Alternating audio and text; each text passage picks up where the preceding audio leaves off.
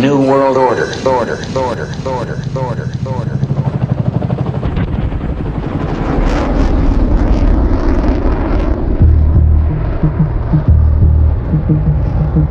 Hello, friend. The Mystical American Patriots Society is transmitting to you from beneath 4 million cubic feet of solid granite, in the burning heart of the Yellowstone caldera. This is a variety program for normal sandwich-eating Americans with some concerns about living in a deranged, post-Christian technocracy. So, keep your third eye on the sky and your ear to the ground, as Sumo and Smokestack connect your main brain vein to a higher plane. Are you ready? Stand by.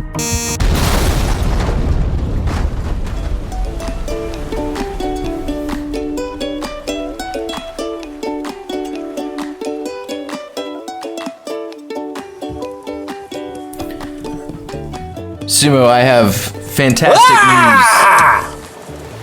Wait, why are you screaming? I don't understand why you're screaming.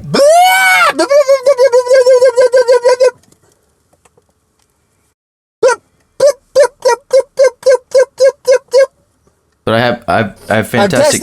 I'm testing your frame rate. Did you blur out there? I don't think I blurred out. Did you lag? I don't know. How would I know if I lagged? That's the thing, isn't it? How would you know if you? Because I was. I don't think we're in the Matrix. No, but we're not. Again, this week I'm assailed by people who believe that it's somehow reasonable that we're in a computer simulation.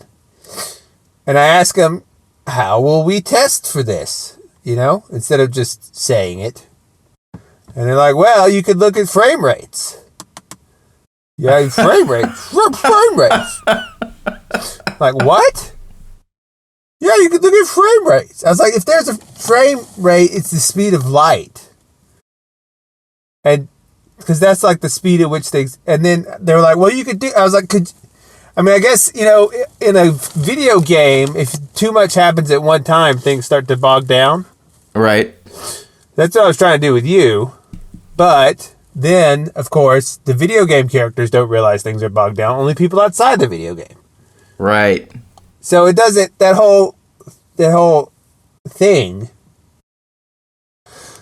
And then they were like, oh, well, you could try randomness. And like, what would that matter? Like, well, computers can't do randomness. It's like, well, our computers can't do randomness. It doesn't mean the simulations couldn't do randomness if we were in one. Because we're too dumb to do it. And then B, our computers actually can do randomness. You just need an atomic computer.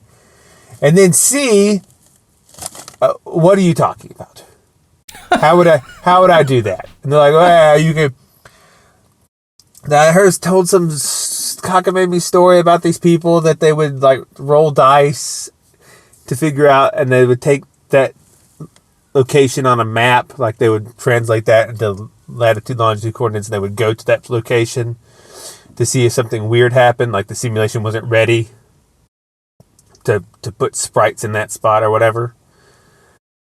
And I was like, if it's that easy, that would have been noticed by now if the simulation was that bad. Someone would have fallen down a hole in the map and Exactly. And that's the third option they give you is wall clipping. Right? Like in a video game, your character will sometimes get stuck in the wall. Because the boundaries are poorly defined. And sometimes, so you could, I did spend before this podcast about 15 minutes jumping at the corner at weird angles. Just to help them. I'm imagining people with like reality coping problems walking around the world, like touching things and jumping into corners to see if they like go through right. the surface. And I don't know. I can't. 2020 is so out of control. I can't handle it. I'm gonna try to convince myself that I'm in a simulation.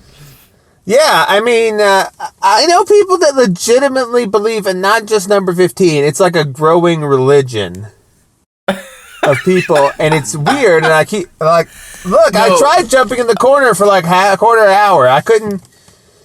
Okay, belief in simulation theory is a LARP or a very complicated and nuanced troll? I think they're serious. That's what worries me. I think it is like the ultimate way to justify your nihilism. It's like, well, this is just a video game anyway. I absolutely refuse to believe anybody is rationally serious about simulation theory. That is the biggest. Look, that is like the mega. That is the mother cope. Look, that is the biggest cope of all copes. Look, one of them. These are people I know in real life, by the way, and one of them sent me a video to Nobel astrophysicist George Smoot. Okay. So first of all, Smoot. Yeah. Wait, his what? His last name is S1E042. What does that mean? It just sounds gross. It sounds like smut. Sounds gross. His name just sounds yucky. Like, why are you listening to some guy named Smoot? And he had this whole very, very popular, like 36 million views TED Talk. Okay. Where he was like, the title was, "You're in a simulation and physics can prove it." And I watched like that first half of it, and it's just him babbling. Like there's no evidence of anything. He's just like, well, if you accept that we will one day be able to run reality level simulations, and then B, that in the future people would want to, then it stands to reason that there would be infinitely many more simulations over time than there would be the one real reality. So the likelihood we're in the one real reality is low. And then he had this graph of like all these computers, and I was like, yeah, but all of those computers are just made up. You're just pretending they're there, and then saying, look, the odds that we're in that one. It's like, that whole story is something you just concocted on stage. I feel like Christopher Nolan wrote a worldview and then spat it out there into the world, and people picked it up.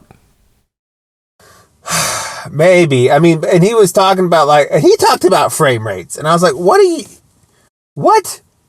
Like, no one has ever, to my knowledge, done anything that exceeded the frame rate ability of the universe, where we would see it bog down. I've never heard of this. New Maps project, bog down the simulation. I mean, maybe we could put that in our journal, like attempts to bog down the simulation. What's the most complicated thing we could do? But then, like I said, video game characters don't know that they're bogging down, and they also don't know they're stuck in the wall, to be honest. Like, if you were wall clipping and you were just stuck, that no one in the video game's ever like, hey, you're in the wall. Well, no one in the video game knows anything because there aren't people in the video game. Exactly. Like the conscious, whole. How do they not see the giant hole in this? Is that there are no consciousnesses in a simulation? Right. Well, they think that our consciousnesses are just really clever pieces of code. I think. So it's not that we're real consciousnesses that somehow came into being trapped in a simulation. It's that we are part of the simulation? Yeah, we're part of the simulation. We're just codes. And our consciousnesses aren't even real. They're just... Or maybe there's no such thing as a real consciousness. I mean, you fall down a really weird hole really quickly with this, because suddenly consciousness doesn't exist if you're into simulation theory. Right. And so, well, like David Chalmers said, and I like Chalmers, but he said, well, look, if it's a simulation, it's not so bad, is it? That was his take. I think he just exactly coping mechanism. Well, I think he just didn't want to argue with these people, and they were like, it's a simulation, and he goes, well, even if it is, it's a pretty good one, so whatever. And then he just walked away. But yeah, this is fantastic fodder for a new cult. Just say you're in touch with the programmer. Yeah. And he's told you what sprites need to do to be saved and uploaded into the next version. Or permanently saved in a database instead of being deleted. You know what? Actually, you've got to get exported. Hold on. I'm going to be insanely rich. Okay. I'm going to have this. This is going to be my grift. I'm glad one of us is. That's good. This is my grift. I am in touch with the programmers. Okay. They talk to my sprite specifically. I'm a sprite like you. Mm-hmm. I'm just like you. I'm not a programmer.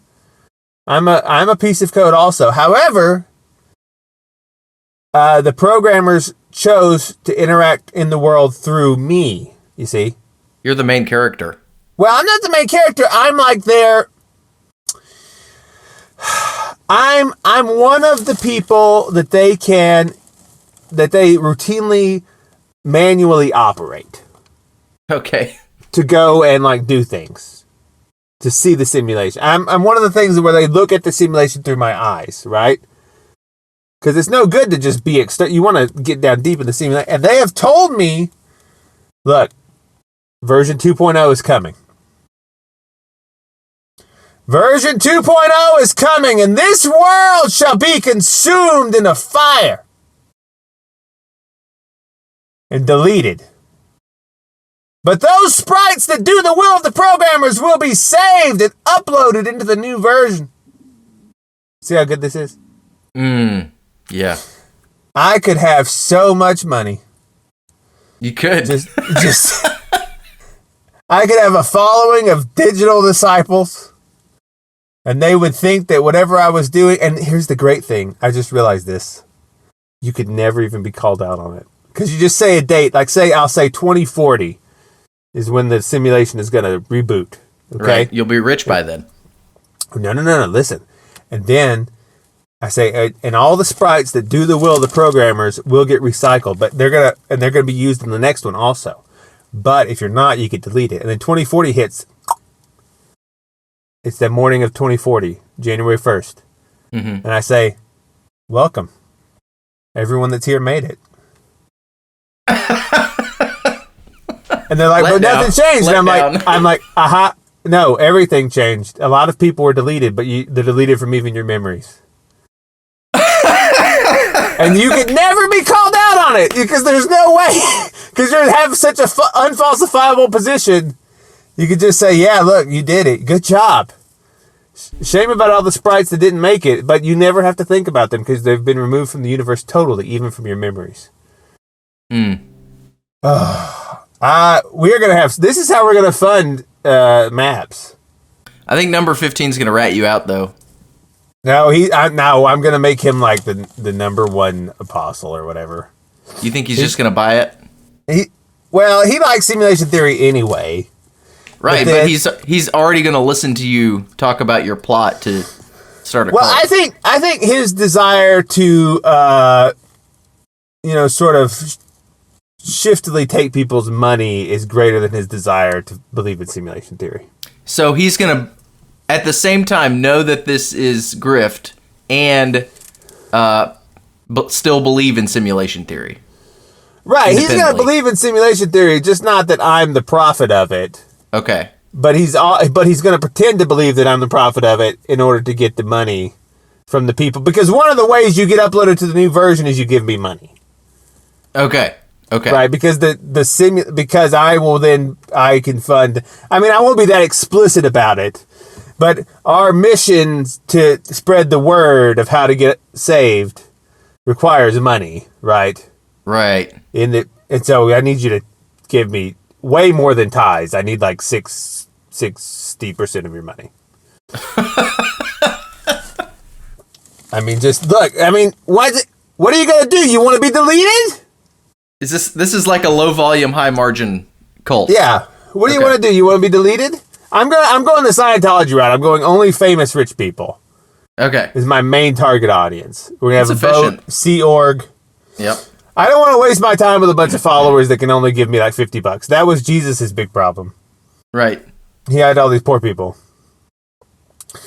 And he never made any money off of it. You know? If he'd had richer followers. Yeah.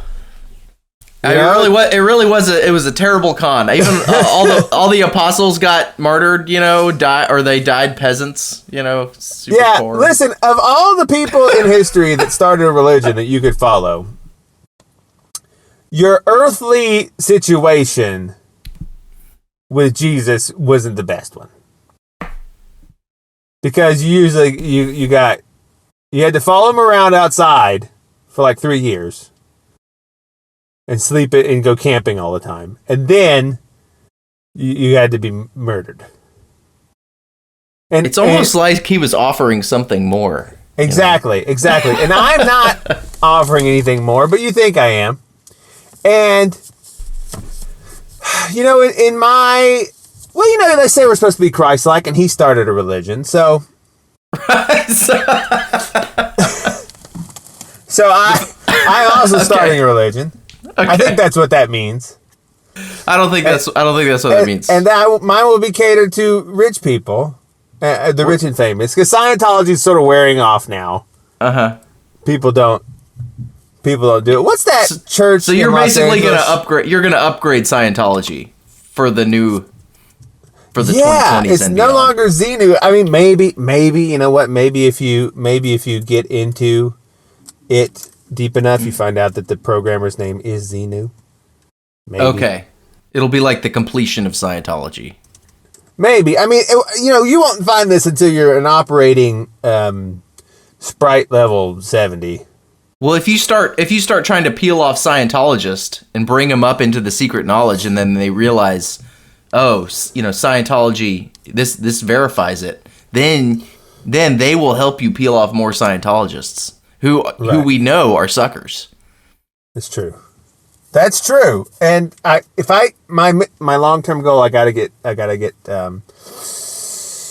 what's the guy's name? Not Tom Hanks, the other Tom. Tom Cruise. I gotta get Tom Cruise and Tom Hanks. Okay. I gotta get them in. I'm gonna get all of the Mission Impossible money. I'm gonna get all of the Forrest Gump money. So you're gonna start a cult that is going to destroy Scientology and make you rich. Yes. Okay. Yes, and I will. And listen, listeners, don't give this away, because I shouldn't have said this publicly. So, if all of you just join, I will. You don't have to do what I say. Just pretend, and I'll also spread the money. Okay. That way we can all get rich here. See, I told you Maps was going to get people rich.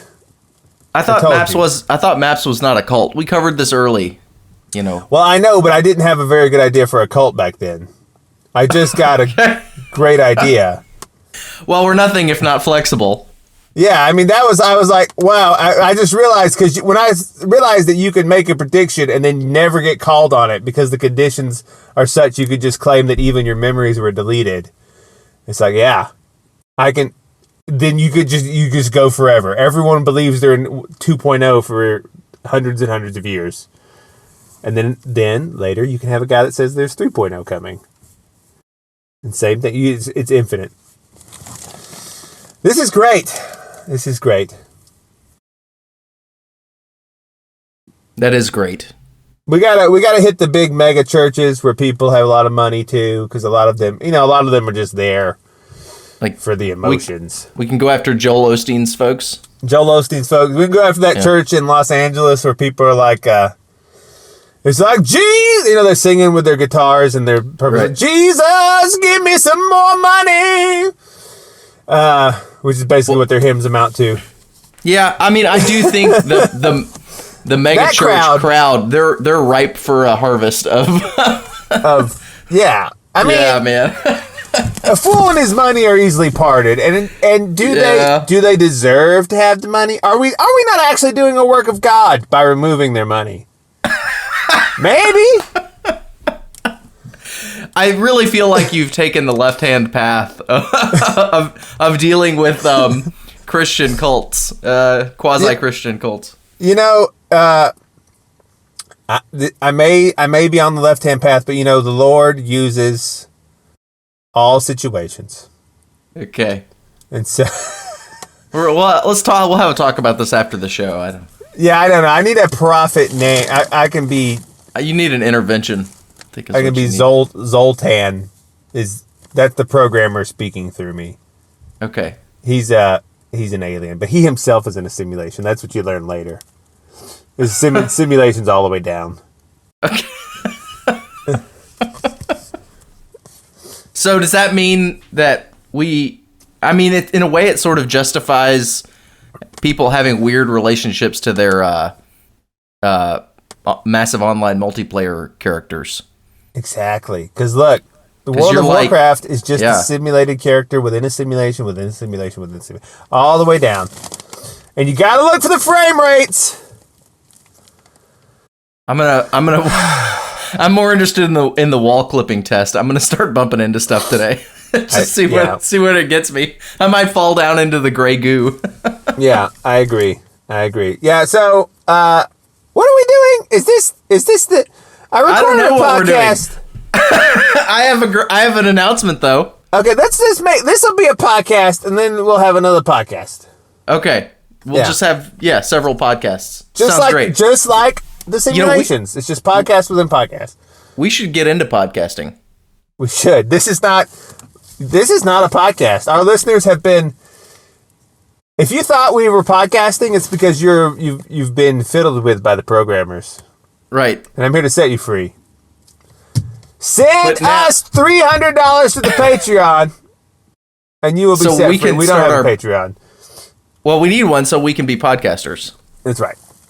So we're going to start podcasting now. But on a related note, when we teased way too early the announcement for our change in location, and then didn't deliver, right?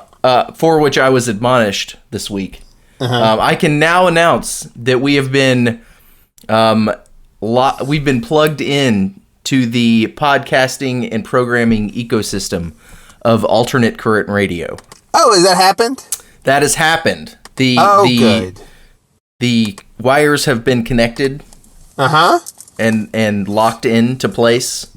Good. And large amounts of electric current are now going between the Yellowstone Caldera bunker and some weird location in Texas where ACR is putting out great music programming, current events, shows, and podcasts all the time, constantly, and we will now be added to that. So if you, the listener, are already subscribed, I don't know that a whole lot is going to change for you. We'll still be available in all the same feeds and whatnot, but we will be adding some more distribution. And so now that we're podcasting, finally, it's going to be great. So I guess the meaning of the announcement is absolutely nothing changes for you, listener. Congratulations. Well, now hold on. Because I was listening to the Alternate Current Radio is basically this podcast group. And it's like a collective. Yeah, and they have nice shows like Boiler Room and Jay Dryer's on there, I think. Is that how you say his name? And the Daily Ruckus and other things. Good shows. Patrick Henningsen does a lot of good current events coverage. And they broadcast 24/7. Their website is alternatecurrentradio.com. Hesher and Spoor proprietors. Now, I was listening the other day because you said we're going to be on this thing, and I was like, great. And so I turn it on. First thing I hear is an advertisement for, like, Crohn's disease or something in Spanish. And I was like, I wonder who our new audience is going to be. Well, you should know. Are they Hispanic people with diarrhea? Well, now that we're podcasters, you need to understand how the advertising revenue works. I don't understand how this works because I was like this. I wouldn't assume that my audience was my primary audience was Hispanic people with bowel problems, but maybe it is. I don't know. All that means is that you have done a good job of obscuring your personal details from the advertising collectors, and they're giving you ads that are not relevant. Oh, so it's tailored to me. I think in some platforms it is. It kind of depends on how you're accessing it. But most of the ads that you'll hear on there, the proprietors don't actually pick them. They're inserted by the various podcasting platform that you're listening on. Okay. Now, will our listeners now get ads when they listen to the show? Not if they're currently subscribed on Apple or Spotify or Google Podcasts, all that is going to remain the same. There may at some time be appearing ads at certain places in our programming on other platforms going forward. Oh, so they get grandfathered into the no ad version. Right. So we're maintaining the ad-free streams, at least for now, on the platforms I just mentioned. Yeah. But then everything else is going out via a platform called Spreaker and out into the bowels and limbs of the internet, which we currently do not have access to. And so I'm very thankful to the guys at Guy and Gal at ACR for picking us up. So that's pretty cool. They're a good bunch over there. I'm also a guest on Boiler Room occasionally. So that's their sort of main news and events commentary roundtable discussion podcast thing, which is a lot of fun. So y'all check that out too. It's a good podcast series. Now there's a guy named Hesher there. He runs it, right? He's the boss man. Yep. And his profile says that he's ACR producer, host, and chainsaw juggler. And I want to know if he can back up that last one. Well, maybe we'll have to do some sort of exhibition podcast live and get some chainsaw juggling. Because I don't know. Yeah. You guys, Smokestack, we were talking, and he was like, well, I'm actually friends with these people that run this thing, and they want to put us on this thing. And I was like, oh, well, great. But I don't know these people, and so this is all new to me. I'm glad. Good job. I recorded a podcast with a guy this morning who this was going to be the intro podcast to, but now it's so long, I think we'll just make this the podcast. Yeah. And he mentioned in the thing that he turned on our podcast to get used to it before he came on. And he said it was much more professional than he thought. And I said, well, that's all than he expected, because people, and I said, well, that's all due to my co-host and his connections and skills. Excellent. Thank you. But yeah, so I don't know. So you may, all we're saying is nothing's going to change for you, except you may in future get ads for Metamucil. Right. In Spanish. Or something similar, I guess. I don't know. But yeah, so that's good. Maybe now we can have Jay Dreyer come on and we'll argue about Eastern Orthodoxy. Okay, only if you call him Jay Dreyer throughout the duration of the show. No. What is it? It's Dyer. It looks like Dreyer. But you have to call him Dreyer. Oh. But I wouldn't do that because I would find that sort of boring. And also he knows way more about it than I do. He'd be like, oh, well, the Council of Zibba-Dibba-Doo. And I'd be like, yeah, that one. To qualify as a guest on our podcast, we actually have to know more about the subject matter than you do. Just FYI. Actually, that's not true. That's not true. Like a guest I just had on this morning from Italy knew way more about that than me. That's good. I'm excited. Do you want to tease the content a little bit? Yeah, this will come next time, I guess. I was up. See, the reason I was late today recording this, and Smokestack was mad at me. He was texting me. He's like, "Why are you here?" And I was in bed. But that's because this morning I was recording a show with a guy in Italy at 7 a.m. his time, and so it was like 1 in the morning here when we finished. And he's Roy Blackstone. Some of our listeners will know him. He's a crypto expert man. He knows about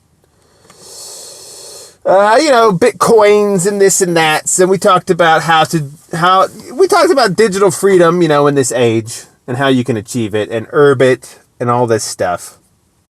Because I've been getting more into Bitcoin. Like, I was into Bitcoin for a while, but then I sort of got out of it just because I don't know. But now I'm back in, and I'm trying to encourage everybody to get into it too. Have you ever tried Bitify? No, have you ever had any Bitcoins at all? No, I know nothing. I intend to start though, so I need you to hold my hand through this process. Please, okay, you need to get you a wallet, and I'm going to send you some Bitcoins. Okay, how do I get a wallet? Well, yeah, I'm not gonna. We'll talk about that off air. Well, here's the thing. A Bitify is a place. Here's the great thing about Bitcoin. Bitify is a place where you can go and it's you can spend Bitcoins on things. And here's some of the things you can buy that they will send you. Okay. Right? You can buy things like, quote, 100 or 1 million YouTube subscribers, $20,000. You can buy things like, quote, make $10,000 online weekly. And I looked at that one, and it said that the description was, quote, this simple method will help you make $10,000 per week online within a couple hours of setup work. It's a step-by-step instruction course. In it, you will learn the new traffic bot method and how to execute the process.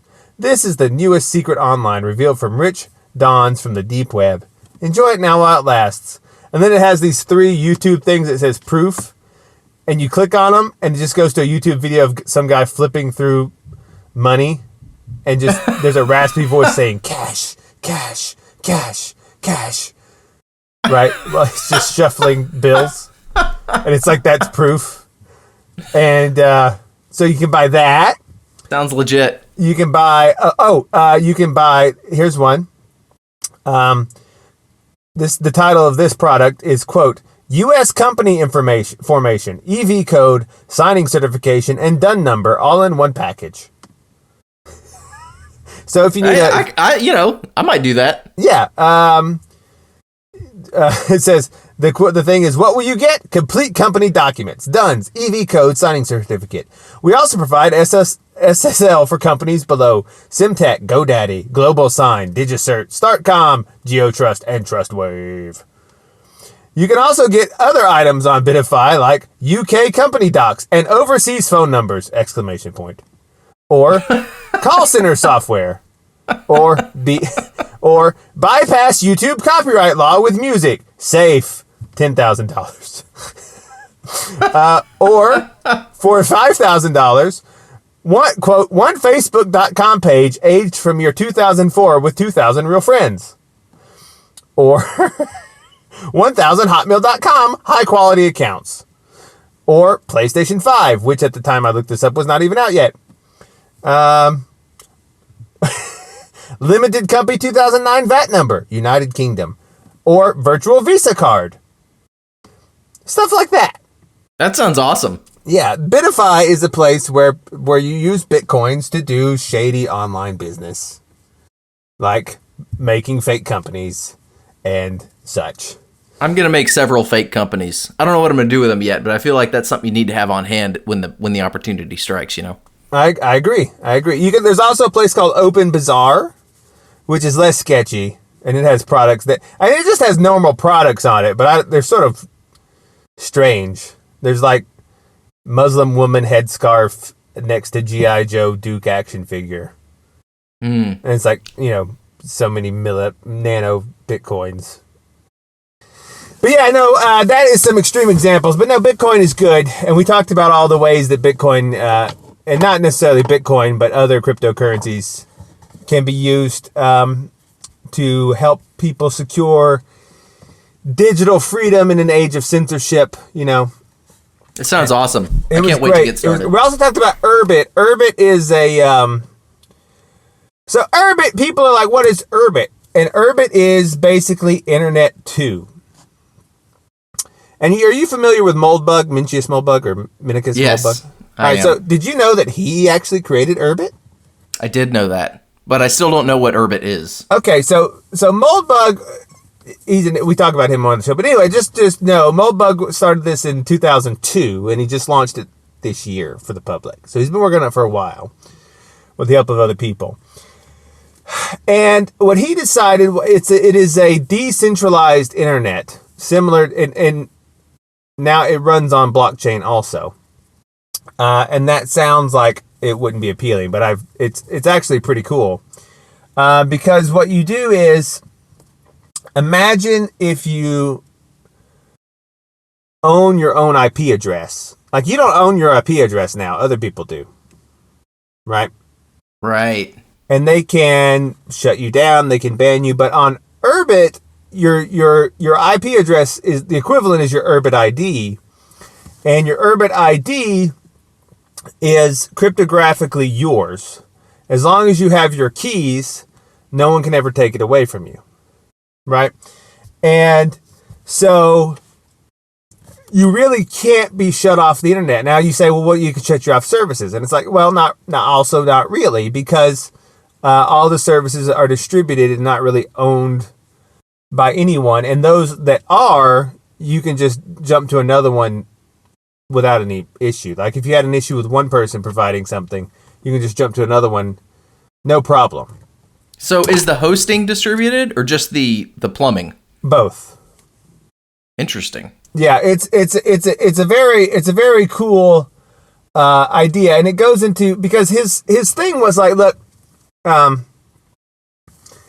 technology. This was a great example. He said, you think about things like technology, in order to give the person more freedom and not be constricting, has to fulfill, in his mind, 3 things. It has to be simple, durable, and yours. Like you have to actually own it. Right. And all those 3 things go together. So it has to be. You think of a farmer in the Old West, and he's got a plow and a horse. Well, if he knows just a little bit of blacksmithery, he can keep that plow repaired and going, and he can do it all himself. And he can be. He's in a self-renewing situation, so it's more freedom for him, because like if you have 2 horses, you can basically have infinitely many horses. You know, if you have the plow and you know a little bit about metalworking and you have extra wood, you can basically make as many plows as you want. And so, you know, you're in this environment where you don't need other people so much to help you get the things you need to provide for yourself and your family. But, okay, so then the tractor comes along. The tractor gives you what seems to be more freedom at first. However, a lot of people anyway, can't fix their own tractor or all the parts from it. And they definitely can't provide their own gasoline. So now they're hooked into the system that has new choke points, shut-off points. Like, well, yeah, you can do that, but now the gasoline company has some amount of control over you, right? Right. And now the people that repair the engines have some amount of control over you. So Urbit is out to fix this problem with regards to the internet. Right, because the internet, as if people that remember the early internet, was not like it was today. Because what's happened to the internet is that it's been reduced to basically like 4 companies, 5 companies. Like used to, there were all these small communities and these small pages, and now there's just Facebook and Twitter and YouTube and Instagram, right? And that's like 90% of, and Google, that comprises like 95% of all web traffic right there. And the other 5% is 4% of that is porn. Right? And so there's like 1% that is these people doing independent things anymore, and no one, and it has all these issues because then if you're like, well, this is the internet now, and then if you make Twitter mad, then and they cut you off, then you have lost 10% of the internet. Which is exactly like the rest of the economy, you know, just as an aside. It's going on online and it's going on in the actual working world. Right. And so Urbit has this philosophy of, so you can have the source code of Urbit when you run it, and the idea is it should be clear enough that they can fix it themselves. Just like you could do your plow. Because the only reason that coding for the internet is hard right now is because it's a giant patchwork of nonsense. Because it was never intended to do all the things that it does now.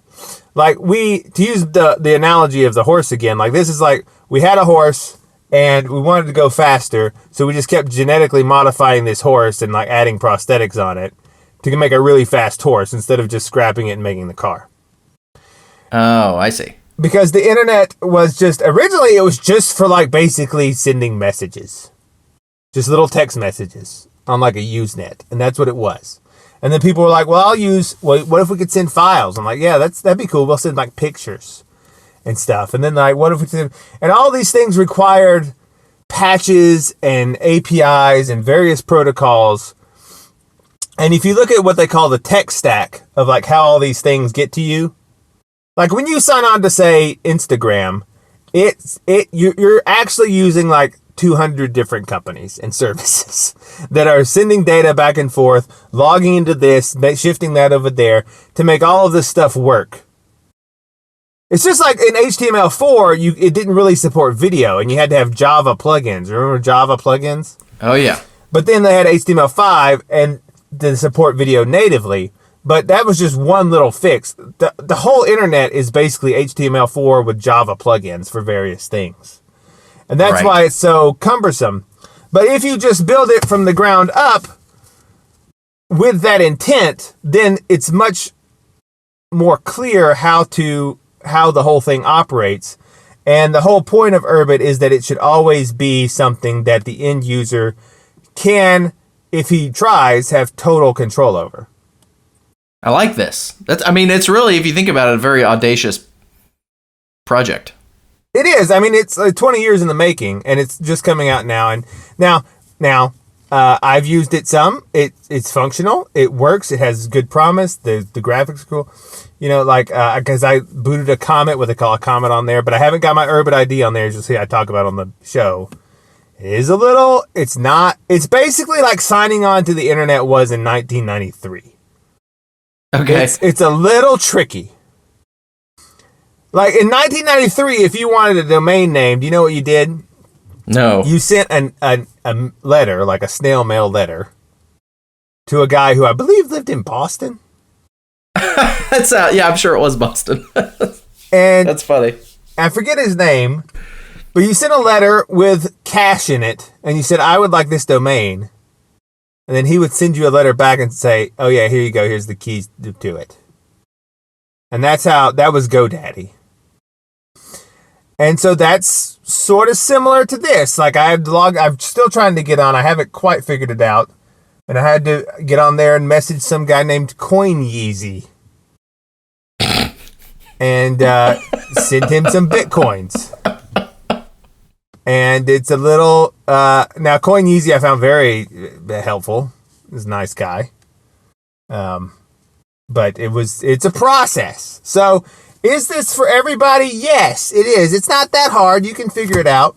And also, for reasons we go into in the show, I believe this and Bitcoin in general, for reasons we get into the tail end of that show, I believe is really going places because it breaks some it transforms the way you think of things in a way that when you realize it, you're like, oh man, this is a big deal.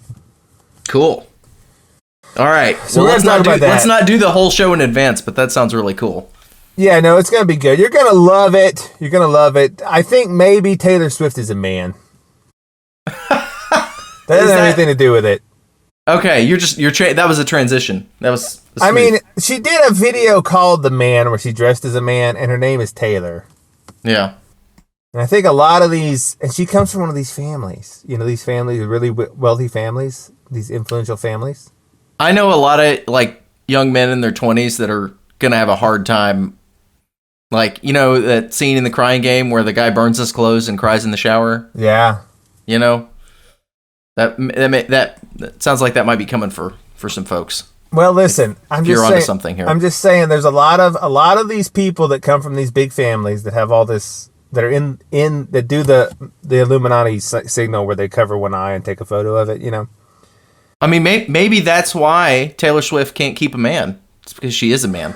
Right. I mean, like, think about it. Beyonce had a song called If I Were a Boy. Oh, no. Right? Oh, no. Okay. And Michelle Obama. I was about to bring up, this is turning into Michelle Obama territory. Well, Obama did call her Michael several times on video, which is weird. And what was the name of her book? I don't know. Her name of her book was, quote, Becoming Michelle. Oh, really? It was. Oh, weird. And Joan Rivers is on, you can look this up. Joan Rivers was like, she's a man, everybody knows it, honey. And then she died, It's true. It's 100% true. That is awesome. She goes, she's a man, everybody knows it, honey. I tried to convince my wife that Michelle Obama's a dude, and she was not having it. So I need some new ammo in this fight because I want to win it. Well, let me tell you. It may get people you sort of not expecting. Like Donald Trump may be a woman. No, that's. Oh man. Just look, Roseanne Barr. I believe. Did you see Roseanne Barr? No, what'd she say? Oh, she got on there and she was like, maybe, all right, just find this and we're going to put it right here. Ready, timestamp, boop. Okay. But Roseanne Barr was like, I have something to say. I have something to say. And, I think the president's doing a good job. And also, I think Donald Trump is, and I know people are not going to like it, but Donald Trump is, in my opinion, the first woman president. And then was she speaking figuratively? No, but she's also insane. But I just thought that was funny. Yeah. He does have a disturbing lack of facial hair. You never see him with stubble. Think about it. You never seen him with stubble. I guess that's true. But Right? Video of a much younger Donald Trump. It's very hairless. Well, but he was also quite masculine in his features, I thought, as a younger man. I'm going to send you a photo of him compared to a lesbian, and they look very similar. There's a lesbian with a garden hoe. Is this you turning on Trump because you feel like he's lost? Is that what this is? No, I'm just saying that I'm not excluding people. Like, there's definitely people. This whole this transgender cult thing. You can't just exclude people from suspicion just because they're on quote your side. Well, then now that's true. Right. But if I were to go down a list of people on the quote unquote right that I would suspect of being transgenders, right. I don't think Donald would necessarily be near the top of that. Right. Maybe not. I'm just saying, if Roseanne Barr says something, I stand up and listen. Okay. All right. Well, since Roseanne said it, I'll give it some thought. Yeah, just give it some thought, because Roseanne, she knows what's going on, is all. Yeah. she really does. You know about JFK and Lim, right? Wait, what? JFK had a homosexual live in the White House with him named Lim. Lim? Yeah, Lem. No, okay, I didn't know about this. Oh yeah, JFK was a big gay. All the presidents, but this isn't new. Lim Billings. Yeah, basically every president has been gay. That's not true, but it's sort of who was it? It wasn't Andrew. One of the guys that ran against Andrew Jackson, or maybe went off after him, or whatever. We know there was Tippy Canoe and Tyler too. What? That was an old slogan of someone that was running. I think they were running against Andrew Jackson. The guy's name was Tippy Canoe. Mm-hmm. And his running mate was Tyler. And so the slogan was Tippy Canoe and Tyler too. What a terrible slogan. Yeah, but first of all, anyway, Andrew Jackson used to say, maybe not of them. I don't want to slander them from the grave, but maybe them, that they called him Miss Fancy or something, because he was obviously gay. One of them, Andrew Jackson would call him Miss Fancy when he walked in the courthouse. So one more reason that Andrew Jackson is this is my favorite president, probably. Yeah, Abraham Lincoln, almost certainly gay. Keep making me love Andrew Jackson more by saying that. Thank you. Abraham Lincoln, almost certainly gay. That's why his wife was so bitter. But yeah, Kirk Lemoyne, quote, they shortened Lemoyne to Lim Billings, was a close and longtime personal friend of JFK and the Kennedy family. He was Joseph Kennedy Sr. called him, quote, my second son, and he was always around. And he was an open homosexual, and he lived in the White House with JFK, and his JFK's wife just had to pretend that nothing was happening. Oh, that's so messed up. Yeah, I mean, the politician, everything. Look, guys, America's always been gay. There's nothing more American than being gay. I mean, this is just people doing it out in the open now. But J. Edgar Hoover was wearing his women's shoes, clicking around the FBI office. I saw a great tweet. It says, the FBI was started by a dude that lived with his mom into his 40s and was into dressing like a woman, but certainly no like generational defects have followed from that beginning. Sarcastically. I mean, well, think of it this way. This is why I was talking about Taylor Swift may be a man. It's all connected. Because in the olden times, what would the ruling class do to secure their positions is they would basically control bloodlines. Okay. They would control breeding between them, and they'd get, the Egyptians would develop these weird heads because they kept interbreeding. And same would happen in the aristocracy of Europe. They would interbreed and get all this messed up. The Habsburg chin. The Habsburg chin, right? The Incas and they all do this. And one of the ways you control the bloodlines is if you're one of the ones is not selected for breeding, then you just sort of one of the ways they would do it in the olden times is they would just neuter them or whatever, right? And that practice is still going on, is my contention. Among the elites, they just are not as open about it. That's all I'm saying. Is that all you're saying? That's all I'm saying. The practice of controlling bloodlines through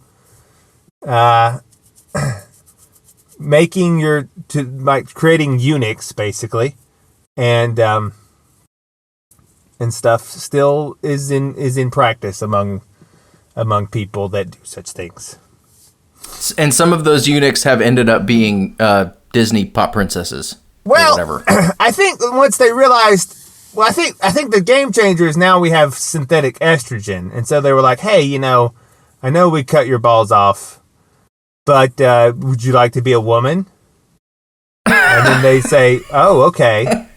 And then they just go, and then you have Michelle, and you have Taylor, and you have... Oh, no. I mean, look, Joan Rivers said, she was like, look, she's a man, everybody knows it, honey. And because he was like, she was asked, when will we have a gay president by somebody? And she said, we already do, sweetie. Obama. Oh, Michelle's a man. Didn't you know? Everybody knows it. And then she died. Then she did die. Then she died. Like 3 days later, she went in for a routine surgery and she died. I'm just saying. I'm going to see if I can find audio on that and I'll clip it in if I can. Yeah, Beyonce, if I were a boy, Taylor, why would Taylor make a video called The Man, where she cross-dresses as a man the whole video, and says, if I were a man, then I'd be the man. Becoming Michelle. That could just be some, like, feminist, thing Taylor's doing. I know, but Taylor. You gotta rep you still have to rep feminist ideology today. It's not totally out of fashion yet. I'm just saying, a lot of women are actually, Christy Teigen. She's weird, dude. It's because she's a man. Oh, no, really? Right? I mean, look at her face. It is weird. The problem is I've been on Black Guy YouTube too long this week. And Black Guy conspiracy YouTube, like, white people have conspiracies of one kind, and black people have conspiracies of another kind.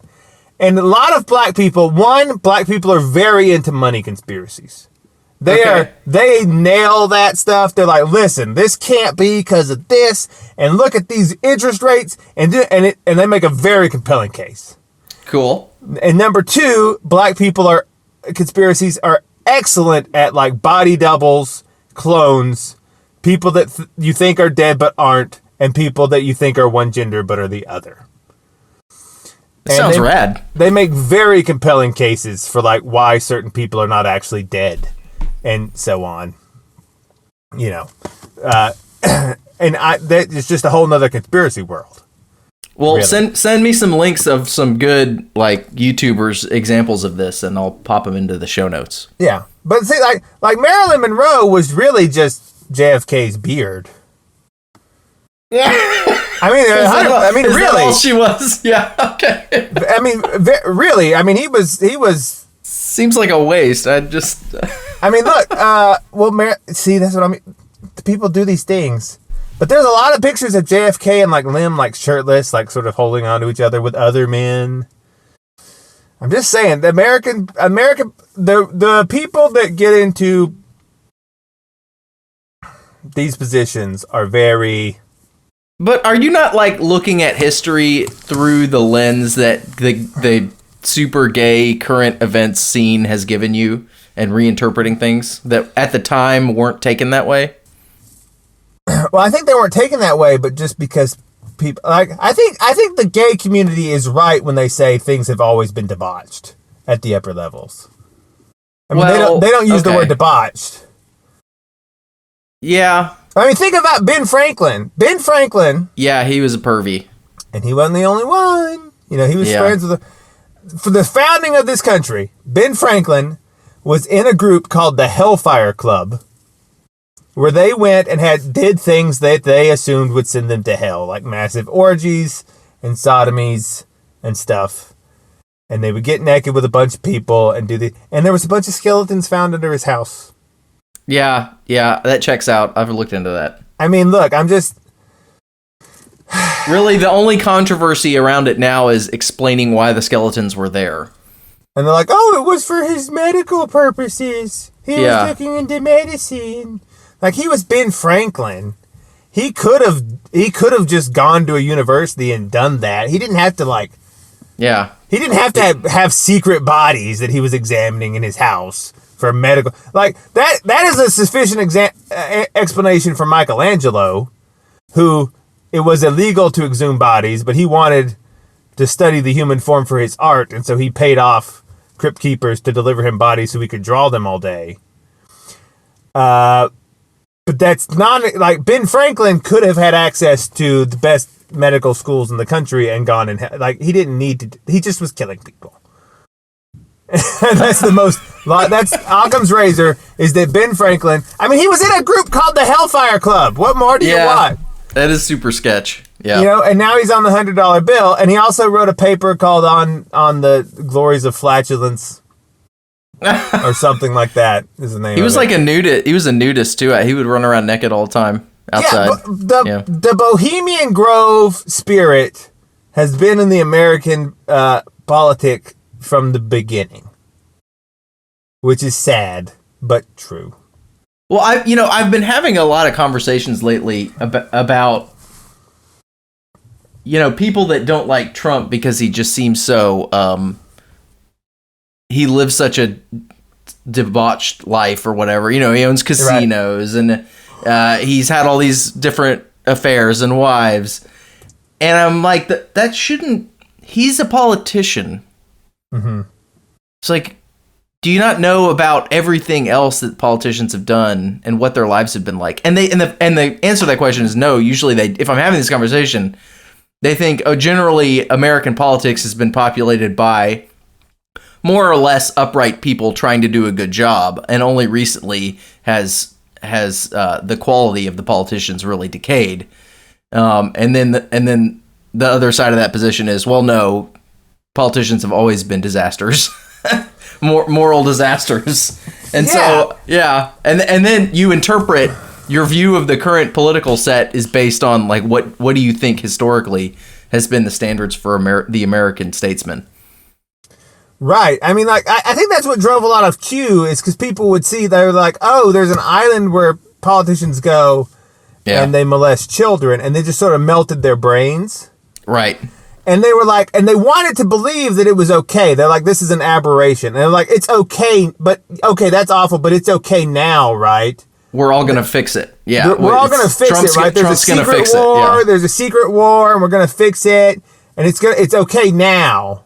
Right? The Patriots are in charge now, and it's going to be fine. But,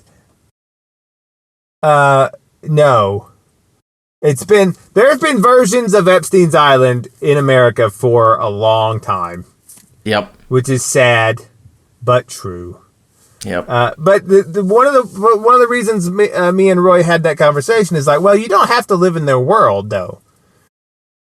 You know, they want you to think you have to live in their world, but you don't have to live in their world.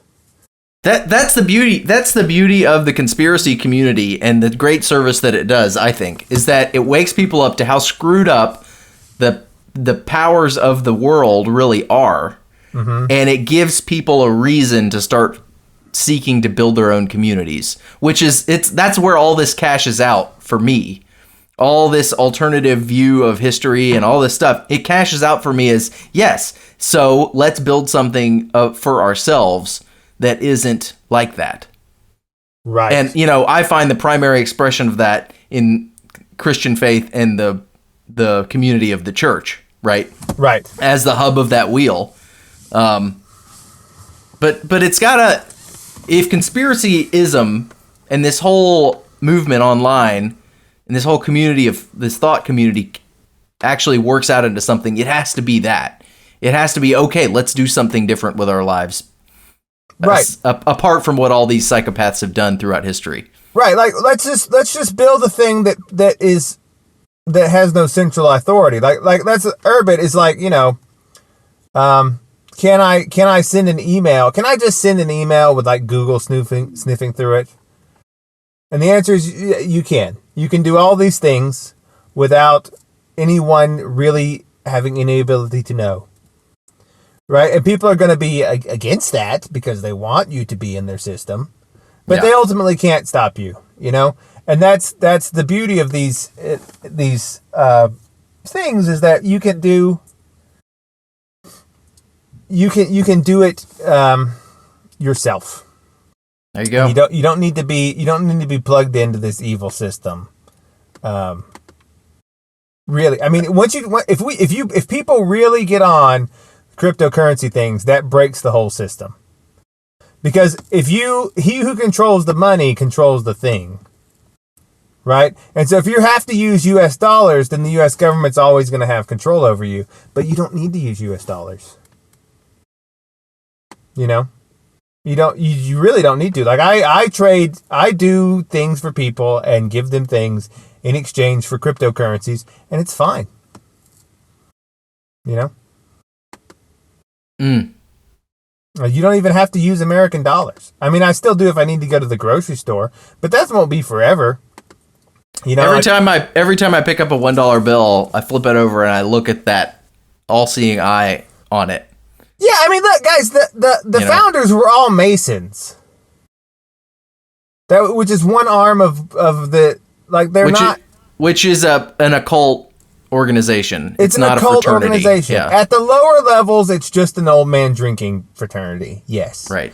But they screen you there and say, here's how it works. You go into Masons and you're like, oh, it's a drinking fraternity. And, you get drunk at the thing, you're talking, and there's one guy that's a little higher up, and he tests you. He's like, hey, would you, I don't know, you want to, we're going to go get some prostitutes or whatever. I don't know how they start, that may be too big of a start. But it's like, yeah. And if you're like, no, man, then he knows that you're not for play to go up the ladder. But if you're like, yeah, that's okay, and you go up the ladder, then you're invited to the next rung. And there they say, let's see who here is interested in maybe doing a little bit, maybe putting on a mask with horns. Let's just see, just for fun. We're just silly. We're just being silly. And then if you do that, then you go up the ladder a little bit. And then eventually you go up the ladder doing these increasingly tests of how far you're willing to morally debase yourself. Yep. This is a screening process until you get to like level 30 Mason, where you're willing to drop a bomb on Hiroshima. That was a surprising twist. Well, I mean, he was a Mason, and he's in his little, apron in a photo at the same time period where they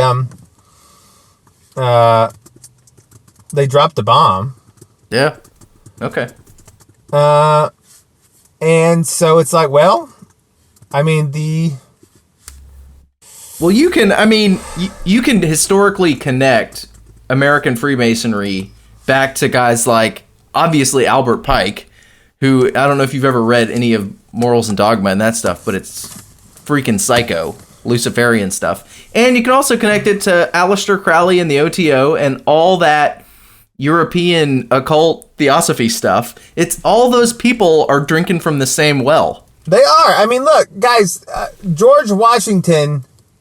And that's our political class. The point here is that's the political class from which American leadership is drawn, is those circles that are all drinking from that well. Okay? So when somebody says Benjamin Franklin was a psycho or Barack Obama's a dude or a woman or what, I don't know, whatever you want, it may or may not be true, but it's not morally implausible when the baseline for this whole society, this class of people that has run America for a long time, is based on that moral and spiritual foundation of, occultic Freemasonry stuff. Guys, they put the all-seeing eye on your money. It's on the money. It's on, like, that's not, they put the pyramid and the all-seeing eye, the Illuminati symbols, on the money. And it's right there for you to see, like, what this is about. You know? And suddenly, when you find out something horrible about the leadership of the country, like they were going to Jeffrey Epstein's island to abuse young girls or whatever, it's not an aberration. It's not some horrible thing that just happened. It makes perfect sense. Right, exactly. Don't be surprised at this. It's the world, okay? It's the world. If you're a Christian, definitely don't be surprised about this. Right. You know who these people are. Right. Your faith informs you who these people are. Okay. If Donald Trump turns out to be Daniela Trump, don't be shocked. Don't be shocked. Don't be shocked. Don't be shocked. But yeah, you don't have to. So let's talk about how long have we gone in this one? An hour, 7 minutes. Okay, so we need to go more of rambling. Well, no, I think it's been good. I think people are learning. It has been good. It's just been a little jumping around. People are learning. Well, I'm tired, but I'm not tired. I'm actually. Let's talk about. So this is the show I did with Roy. We're going to talk about how to have digital freedom. Okay. And the ways that you can do that. In this show, I want to talk about with you is how we have physical freedom, and one of the ways you do that is by not being in debt. Yeah, man. Not being in debt. Like mortgages and stuff are bad. They may be a necessity for some people, but we're going to talk about the ways you can live and not have one. Like, how can you be a young couple, young person starting out, and you don't need a mortgage? Right? What are the ways you can have? Must you just be homeless? Must you have an apartment? No. We're talking about alternative housing. Are you ready? Whoop. I'm ready. Okay. What now? Do you have any? Look, Smokestack is much more of a homesteader than me. He has plants, and which is, I guess, the main thing you need as a homesteader is plants. It's a big part of it. And I don't have any plants. I tried to have some tomatoes this year, and they were all eaten by caterpillars. Every one of them. You have to kill the caterpillars. I know, but I don't want to get up and fuss with caterpillars. All right. I just want them to not be on the tomatoes, which is why DDT exists. And I get it now. Like, just spray it with it. But anyway, okay. So I've been looking into alternative housing for a while because I've wanted to have a yurt, maybe. I've wanted to have an off-grid house. But I've been looking at like different ways. What do you think is the best way to have an off-grid house that is actually nice, that isn't just like, dumb? What is your best option that you see? Depending on your climate. So if you're in a hot, arid climate, I would consider an earthship house dug into the side of a hill. Right. Utilizing passive solar technology. Mm-hmm. Mm-hmm. And if you're in more of a cold, wet sort of climate, I think a log cabin is pretty nice. If you're in a snowy climate, I think a big, thick 5-layer, 6-layer yurt with a lot of felt in it would work pretty good. So it kind of depends on where you're based. Let me ask you, have you ever seen an earthbag house? Yes, those are cool.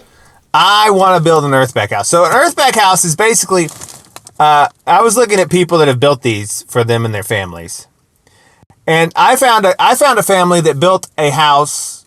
They built a house for their family of 6 for $10,000. Wow. And it's a nice looking house. Like, it looks different than your conventional house, but it looks like an adobe house. You know, like a what do you call it? A pueblo. Like a pueblo. It looks like a pueblo, but like a nice pueblo. Like, it has windows and it's got solar panels. Now, I don't think the 10,000 includes the solar panels, but the structure. You know, and you can do it with geothermal and stuff, so you really don't need that much in the way of air conditioning. You know, as far as power wise. Yep. But so an earthbag house is basically what it sounds like. Is you take bags, polypropylene bags, and you fill them with dirt from your land, right?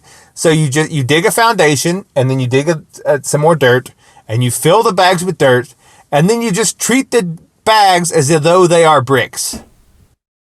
And you start building your house, and you flatten them out so they're nice and flat. Do you use mortar? Do you use mortar? You use barbed wire. So you tie them together with barbed wire. You don't even tie them together. You just lay the barbed wire between each layer. Okay. And then as the weight of the earth stacks on each other, the barbed wire acts as the mortar. That's cool. It's very cool. And so you stack it up, to like one story high, and then you can do one of two things. You can do the original earthbag structure, which the earthbag was started by this guy in the 70s. He wanted to have a way to build low-cost housing for people, like in Africa and stuff. And he succeeded, but his vision has not been promulgated by people that want everyone to be in debt. Like the global financial system doesn't want to help Africa. They want Africa to have mortgages. Yeah. That's their goal. Right? It's true. Right. They say slaves out of everyone. They say we want more housing but they don't want to just like build them a house or give them the opportunity to build their own house. They want to sell them a house that they have to pay for the rest of their life. Yeah. This is the goal of mass immigration, really, is to bring people. It's like, well, it's hard to get the infrastructure of mortgages there. Just put them in here and they can have a mortgage here. And that's the goal. But you don't have to do that. So when you get to 1 story high of walls, right? And you can make as many rooms as you want. You can, you can make them any shape you want. A lot of people like to make theirs round or whatever. You can do what he did in the 70s and 80s when he was experimenting, and he just sort of made a dome. And it goes up, and then he caps it at the top with another earth bag, and it looks like sort of a beehive shape. Like a domey beehive on the top for a roof, which isn't my favorite look. It looks a little bit like you live in one of the bungalows of Tatooine. Okay. It just looks like one of those Tatooine houses from Star Wars. It's not bad, but it's not my favorite look.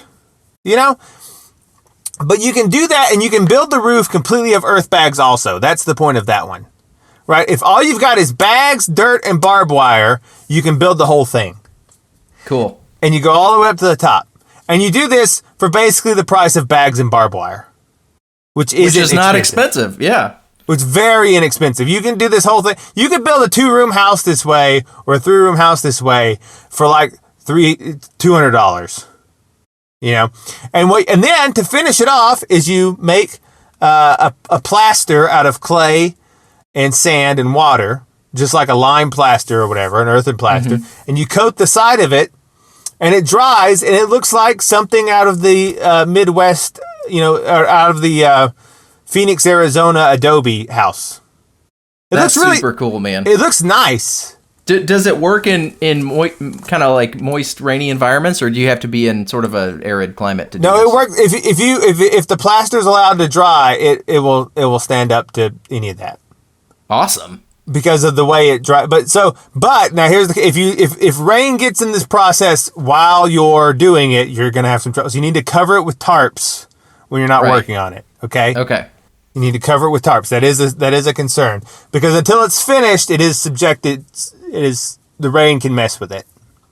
Just the bags or the plaster you're talking Both. Okay. Because you don't want your bags of dry dirt to become bags of wet dirt before they're allowed to be plastered over. Gotcha. Okay. Right. And here's the great thing about it. These buildings are strong. Like there's been one case of a car ran into an earthbag house, and all that happened was the plaster cracked a bit. And the car was like totaled. Yeah. Yeah. But this is it's a strong thing. Like that's just my kind of place, man. It's a strong. It's been found that they meet and exceed California earthquake requirements. Right. Sweet. When you do, they don't burn because they're made of dirt. Mm-hmm. So they can't catch on fire because the bottom. You can make the bottom layers with sandbags, and then you've basically got flood protection. Right, already built in there. Oh, right. Because it's like, well, the thing that people use when floods come is the bottom of my house anyway. and then you make it round, and it's good against like hurricanes and tornadoes. Because you do this all for very cheap, right? Then you stack some solar panels on the top, and you're good to go. You can have a hot water heater because solar panels are good enough to work now. You can have enough of them. I mean, they are expensive. That is where your expense comes in. But that's a one-time thing, and then you don't have to. The only thing you would have to really pay for is your property taxes. Like everything else, it's just built and it's done, and then you're on Urbit and you're just free. You're just free to. You don't need to do the other stuff. Like And you can go on earthbagbuilding.com and they have all these different plans that you can look up, like they've already made for you, of all these different things for various weather conditions, And people have built this in all kinds of all places, and they're really quite cool. Now the other thing you can do is you don't have to build the beehive top. You can build it up, and then you can just use lumber and make a traditional roof. So you go a layer of bags, and then you just stick the wood like in between the bags, basically. Right. Yep. And then you stack more bags on them, and then that weight holds it in place, and then you can build off that. People even make stairs, like they'll make say they have a round wall, earthbag wall. You just shove the plank of wood for the stair into the bags, and you don't need anything else. Cool. So how thick are the walls that you're doing? Well, it's about 1.5 feet, but you can make them 2 or 3 if you want. Cool. It's just sort of up to you. But the weight of this house, you just stick a stair in between the bags as you're building it, and then the weight of the house firmly holds that in place, and you don't even need anything under the step. Like in the room, you just step on it and it goes up, and the earth house is just holding the step in place. It's very modern. Yeah, it's pretty neat. It's very efficient, and you can do things like you can rough out a window and put it in and build the bags around it, and then you make a little arch over it, because you can make arches with these things. I was very impressed with these earthbag houses. They're very cool. So that's one option. You just have bags, and you get you a piece of land, you get you some bags, you get you some barbed wire, and you go. And you build it, and then you tag on some solar panels, and you've got power, you've got internet. You can get you like a one of those cell phone relays for Wi-Fi. You've got internet, and you get you something for water, and you're basically set. I think it's doable. Man. I'm going to try to do this. You've cast a beautiful vision. I know. Another one you can do is, I talked about this briefly, you can do a cob house. Mm-hmm. Now, this is a little more labor intensive. I think it has some advantages. It's probably more insulating. Oh, there's another thing. Both of these houses are very insulating. You don't need insulation because it's dirt. Thermal mass. Yeah, it's thermal mass. They also both stop bullets, which are handy. You've got a lot of advantages here. But so a cob house is basically straw, clay, and water that, again, you take from your land. You may not have the straw, but you can buy the straw for cheap. You mix it up in a certain proportion, and you have this basically paste, and you just sort of take it out in big clumps and just build the walls like you're building a clay castle, like a sand castle. And then you apply that same plaster on the side of it, and then there you go. It's really sort of the same construction, but in not brick form. And they look very similar. Cool. So you can do that one. Another one, I guess you could do, I was looking into what people were saying, had tried. Yurts, obviously, which is like a tent. Now the yurts can be very nice, but they're not that customizable. They're sort of like, It's just a giant round space, and you kind of finish out the inside of it. Yeah, it's a giant round space, and you can add walls and rooms if you want to, but you get a giant round space. Maybe you could have 2 yurts, if you wanted to do that. But I think in the end, your yurts are going to be about as expensive as what I just described with the bag house. Right, but the bag house stops bullets. Right, exactly. The bag house stops bullets. Highly relevant for 2020. Highly relevant, right.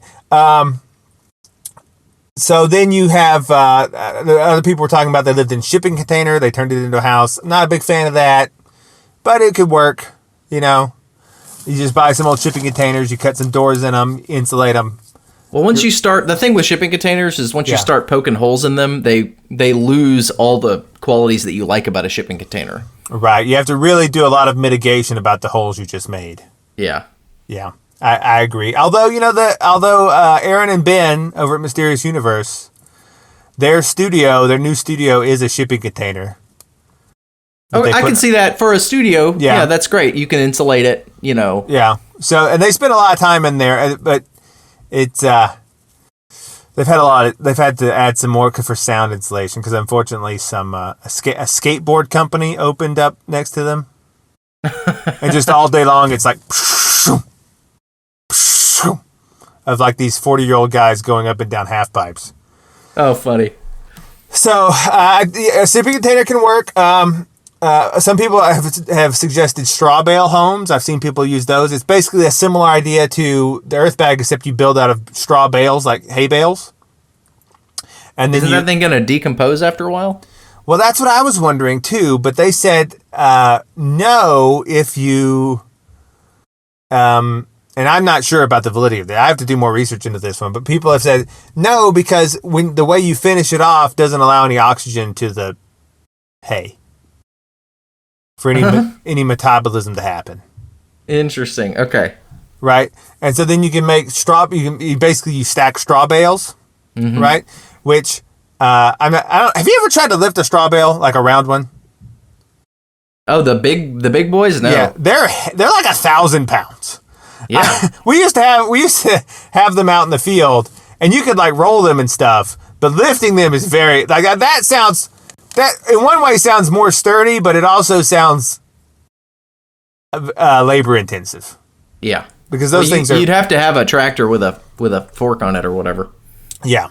Another thing you could do is you could go van life. No, RV. I know you're not a fan of that, but for some people, it's dysgenic. It's dysgenic. Well, I mean, the travelers are proof of your statement that it's dysgenic. The Roma people. Yeah. I mean, I think they're proof of like subhuman. I was just saying it discourages people. We're kidding, Roma. We love you. Discourages people from having families. But the Roma don't really live in the cars, though. True. They just move around a lot. Right. Don't they live in like campers and stuff? Yeah. Okay. And another one is the last one I really had was an earth berm, which is basically just a hobbit hole. You just dig into the side of a hill, which is super good for like longevity. Like that could be there for hundreds and hundreds of years. Hard to get light and ventilation though in those. Right. You have to do. I mean, I've seen people do it. I was looking at people and some people had done it. And they made a nice, cozy little home. They're not very big. I will say for a large family, it's not a good idea unless you're really willing to dig. But it is doable. And people are like, well, I'm just going to dig into the side of this hill. and then they shore up the things and plaster the walls, and it looks okay. I mean, it looks nice, but it is it's a niche one. Yeah. You really got to have the right climate for that, I think. I agree. So, what is your take? What would you do for an alternative house? Because the goal is you want to be able to build it and pay for the whole thing. And we want average people to be able to do this. We want people starting out in life to be able to start out and not have to take on a bunch of debt. Well, I think Earthbag is probably a great option. Yeah, I really like Earthbag. For really anywhere, especially if I can do a traditional roof on it. I think that would be fantastic. Yeah, look up Earthbag houses. People have built things with traditional roofs, and they look really nice. I was looking at the price of a yurt, and I was thinking to myself, I could sell the house I'm in, and with the cash I've got in equity, I could buy a piece of land and put a couple of yurts on it and finish them out and be debt free. Right. And probably do that with Earthbag. It's just the deal with Earthbag is you got to have time to build it. That's the problem. And I have to go to work. Right. So you need the Earthbag solution, you got to overcome and also that. the Cobb House solution is that you really need like 3 or 4 months of just really working on it, and you need some buddies to help you. Which if maybe I should just bank some bags and barbed wire in advance of the economic collapse, so that then I can and then buy a plot of land, and so then whenever none of us have jobs, I'll have something to do. We can go work and build a Earthbag house because I'll have the materials. That's really true. What I should be doing. So, but I think yurt is a good turnkey. So you can be out of debt in a really a nice place. The way the yurt works is there's different layers, and depending on your climate, you add layers of felt around it. So it's this big. You're like living in a giant mitten. Right. With windows and doors, but it is a simple round space. I mean, I don't know how many layers of felt it takes to stop a bullet. But it could probably better than a stick-built house with vinyl siding and drywall. I would imagine your felt being very dense fiber would probably do okay if you get enough layers. So that might be a MAPS laboratory experiment. How many layers of yurt felt does it take to stop a bullet? I'll get back to you on that one. Yeah. And then there's a method that I really like and think is very cool. It's called rammed earth construction.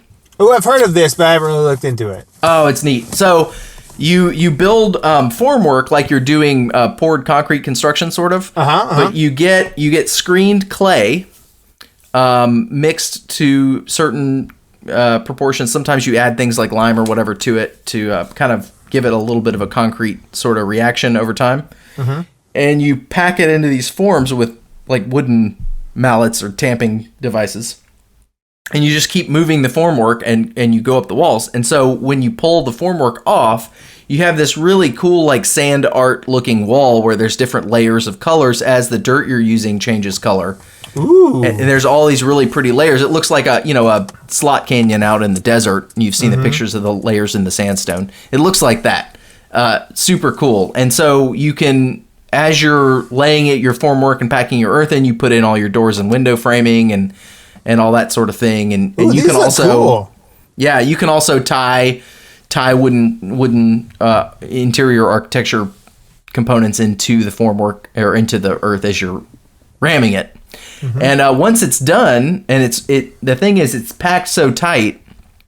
Once you pull it off, it's done, and it's weather tight and they'll last for hundreds of years. There's in fact, I think when I was looking at this, there's a dormitory in the Netherlands at a college that is rammed earth construction. That's I think they lime washed it, so it's white, but it's hundreds of years old. It's multi-stories tall. People still live in it. Students live in it, but it was built using rammed earth techniques. So it is really cool. The formwork, I think, is kind of, you have to either build it yourself. So you have to be good at carpentry to do this, because if you screw up the formwork, it's not going to work. Your formwork will blow out as you're tamping the earth down.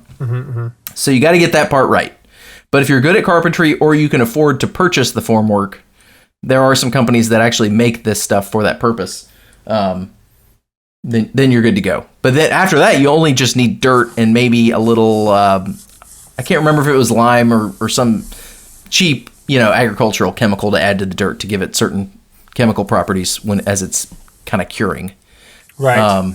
But there's not a lot of water involved. It's really just, you got to screen a lot of dirt. You got to screen the junk out of it. So you get a nice tight pack. So that, you look up the rammed earth housing. There's some really cool looking. They look beautiful. Yeah, and the thing really about cool. all these things we're describing is if you build one and you live in it, you're immediately like, you go to any chai tea yoga studio and you're like, look, I'm greener than any of you people. I'm the greenest dude here. I live self-sufficient. Points. I have solar panel house. My house is made of earth, and my roof is made of sand. I didn't cut down one tree. And then you could just browbeat them over the head with that forever. And you should, and totally I would. insufferable. Yeah, I would be totally insufferable at anyone that ever was like a vegan. I'd be like, oh yeah, well I have like 0 carbon emissions.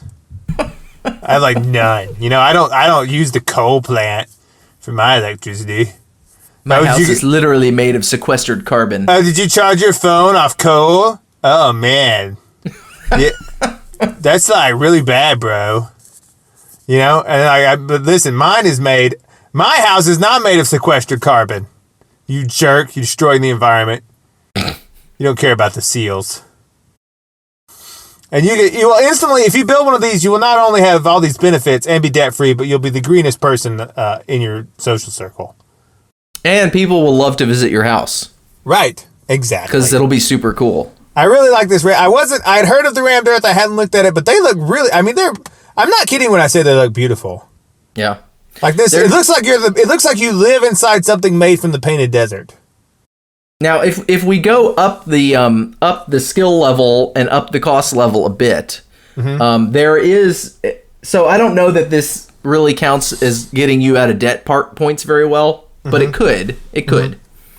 There's a sort of a little movement going on to bring back structural brick masonry, where you're actually building the houses out of bricks and not sticks, and then putting brick facades around them. It's structural brick masonry. And there's a great Twitter account called 1,000-Year-Old House, and they were part of this project out in the Midwest somewhere, and they built a little tiny village of structural brick houses, and they're gorgeous. So all the surfaces are red brick,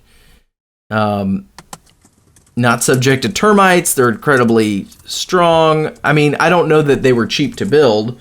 Brick, actually, if you do the work yourself, which most people are capable of learning a high enough degree of brick masonry to do this kind of work, it's just going to take some education on your part. But a brick isn't really heavy. No, and that's something that Leon Crier is real, or Crier, I don't know how you say his name, but he's big on it. It's the materials that we use should be small enough to where 2 people can lift it into place.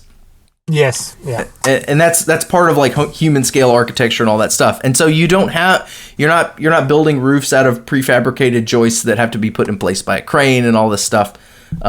It's something that you could physically do yourself. And so while it may not qualify for this segment entirely, I think it's worth looking at, just because the idea of let's build houses that are worth something to subsequent generations that aren't gonna, after 30 or 40 years, be falling apart.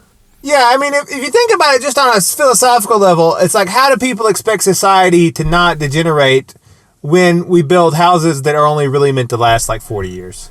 Right. Yeah, it's like we're all just trying to make it to the grave in style, and there's really no consideration past that. This is my hatred of Florida summed up. Is that everything in Florida is built with the expectation that no one will be there in 5 years. Yeah. But then people are still there 20 years later, and it's just this ramshackle, sprawling nonsense forever. But anyway, yeah. Right. Well, it's sort of the opposite of the people that built groves and vineyards and orchards that they themselves would never get to see in their prime, but they knew subsequent generations would.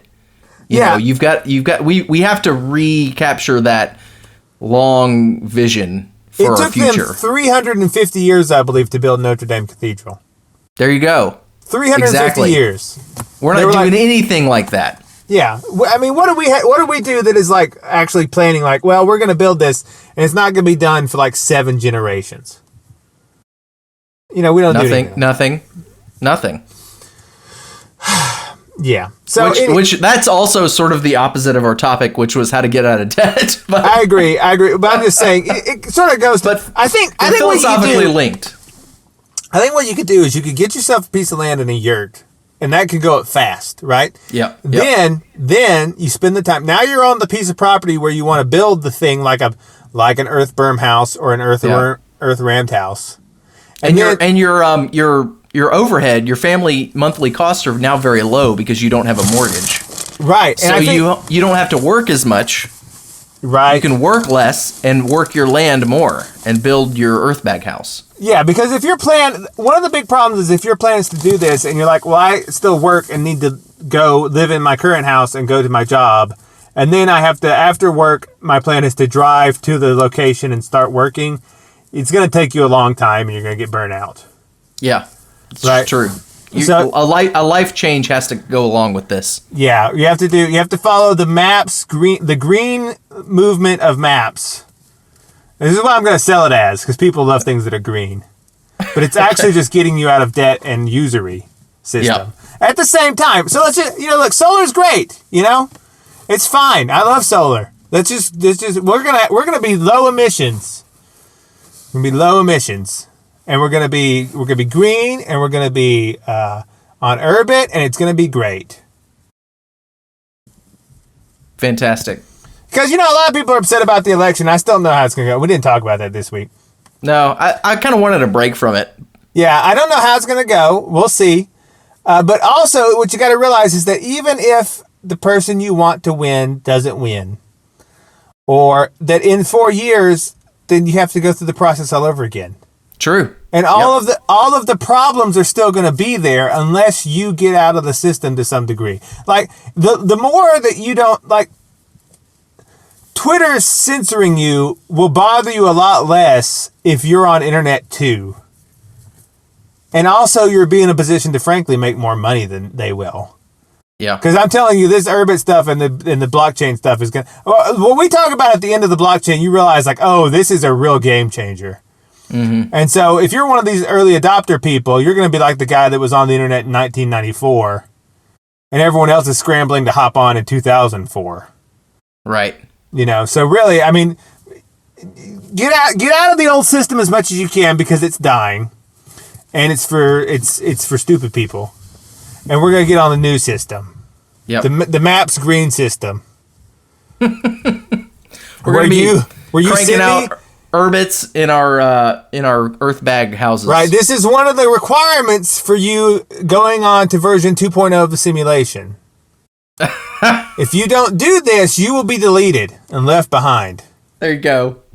Deleted and left behind. Your sprite will not continue on. There won't even be a trace of you left in the RAM. They have to harvest. They have to harvest all your bits to pay off your simulated debt. Yeah. So you end up with nothing. It's true. It's true.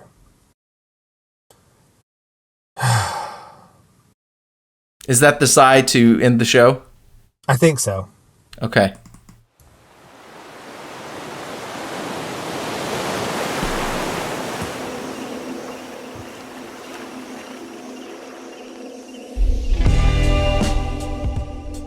We never talked about the Canadian Army.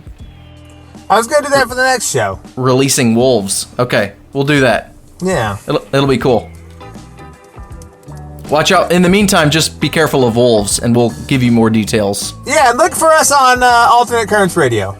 Yeah, check it out. AlternateCurrentRadio.com. They broadcast 24/7. 24/7 of us, all the time. That's not. It won't actually be that. Oh. It'll be much better programming. I'm glad we're finally podcasters. Me too.